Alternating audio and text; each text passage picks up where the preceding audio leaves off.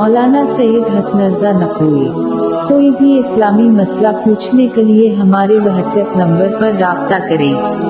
031353051223। अस्सलाम वालेकुम। प्रोग्राम माह रमज़ान लेकर आपकी खिदमत में हाजिर हैं। तो आज हम बात करेंगे गुस्ल के बारे में कि वो कौन से गुस्ल है जो इंसान पर वाजिब है।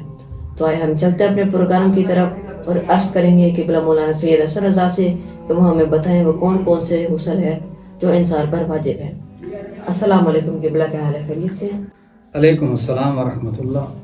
जी, शरीयत मुक़द्दसा ने जो है वो 7 गुस्ल वाजिब करार दिए हैं, जिसमें से सबसे पहले फरमाया गुस्ल जनाबत है, गुस्ल मैयत है, गुस्ल मस मैयत है, गुस्ल हैज़ है, गुस्ल निफास है, गुस्ल इस्तिहाज़ा है। ये वो गुस्ल जो शरई कसम या शरई नज़र वगैरह से इंसान पर जो है वाजिब हो जाता है। तो ये 7 गुस्ल हैं कि जो इंसान पर वाजिब है। अब इसमें से फरमाया कि 4 जो गुस्ल हैं वो फ़कत मर्द पर वाजिब हैं, बाकी 7 के साथ जो हैं वो मस्तूरात पर वाजिब है। मसलन गुस्ल निफास, गुस्ल हैज़ और गुस्ल इस्तिहाज़ा, ये मस्तूरात के साथ जो है वो मुख्तस है।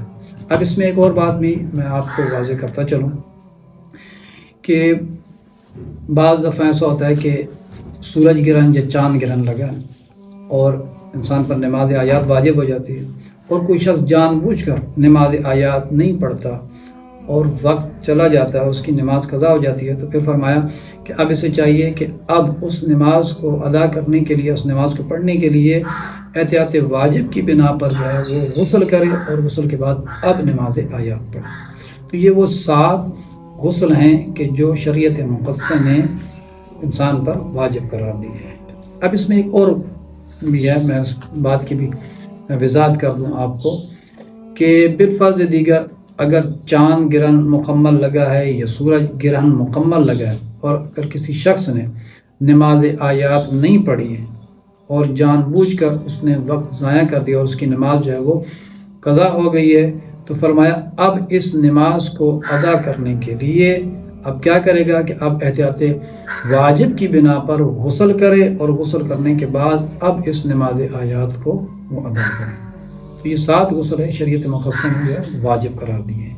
अच्छा क़िबला, क्या तमाम गुस्ल की एक ही नियत है या सब की अलग-अलग करनी पड़ेगी? हाँ बिल्कुल, तमाम गुस्लों की जो नीयत है वो अलग-अलग है, लेकिन तरतीब एक है, तरतीब सबकी एक ही है, लेकिन नीयत वो अलग है। मसलन गुस्ल जनाबत है तो उसकी अलग नीयत है, गुस्ल हैज़ है तो उसकी अलग है, गुस्ल निफास है तो उसकी अलग है, गुस्ल इस्तिहाज़ा है तो अलग है। यानी कि बाकी तमाम गुस्लों की नीयतें जो है वो अलग है। मसलन नीयत क्या करेंगे कि मैं गुस्ल जनाबत करता हूँ या करती हूँ वाजिब कुर्बतन इल्लल्लाह, ठीक हो गया।